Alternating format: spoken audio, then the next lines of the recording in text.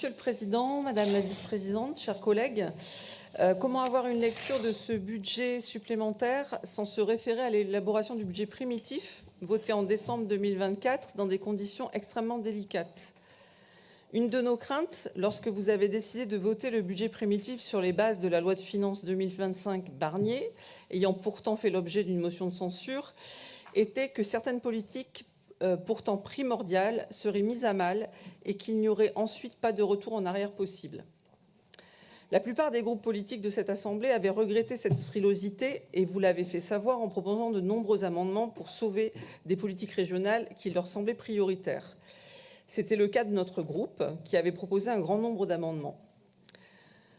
Sans pourtant lire dans une boule de cristal, nous avions équilibré ces amendements avec des recettes ou des baisses de dépenses que nous retrouvons dans ce budget supplémentaire, à savoir les 7 millions d'euros de FCTVA et la baisse des dépenses inscrites sur le fonds de réserve.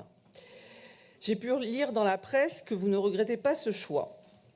Notre groupe continue, quant à lui, à penser que ce choix a mis à mal une économie essentielle au territoire.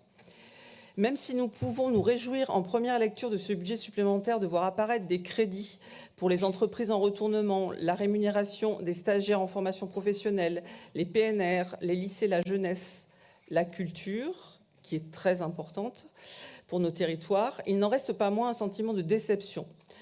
En effet, cela reste pour certaines politiques encore insuffisant. En premier lieu, pas de clause de revoyure pour le milieu associatif qui souffre de baisse, voire de suppression totale de subventions. Vous ne pouvez l'ignorer, les conseillers régionaux qui travaillent sur le terrain, dans leur territoire, peuvent tous en témoigner. Le milieu associatif est en grande difficulté, nous ne cessons de le répéter.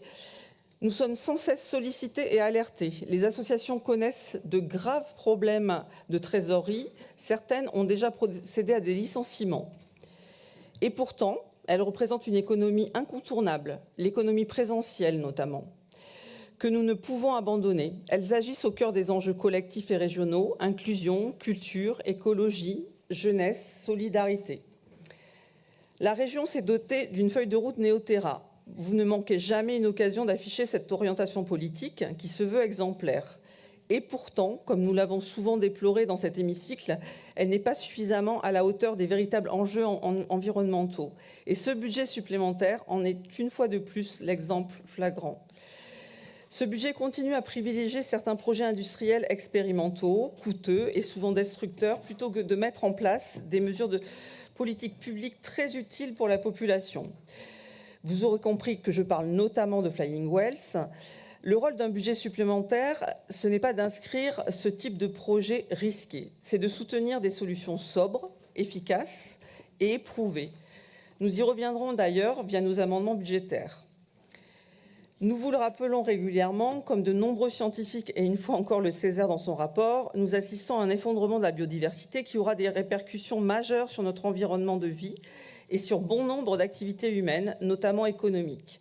La protection de la biodiversité et des milieux naturels est une urgence et un investissement qui devrait pouvoir se traduire économiquement et financièrement. Concernant la politique industrielle que vous continuez à privilégier, une évaluation de la pertinence de cette politique économique serait d'ailleurs souhaitable en termes d'emploi, d'amélioration des conditions de vie des Néo-Aquitains et Aquitaines, de développement durable, afin de s'assurer de la pertinence de ces fonds publics débloqués en faveur des priorités régionales et d'autres projets susceptibles d'être accompagnés. Pensez-vous qu'il est raisonnable de miser sur une économie productiviste aujourd'hui et de plus en plus polarisée sur des territoires très spécialisés et sur lesquels on ne voit pas de résultats partagés? C'est toute la limite de croire au ruissellement économique. C'est pourquoi, au regard du cap que vous continuez à suivre, qui ne pourra que creuser les inégalités et ne répondra pas à l'urgence climatique, notre groupe proposera une fois encore des amendements allant dans ce sens et dans le sens d'une véritable politique écologique et sociale. Je vous remercie de votre attention.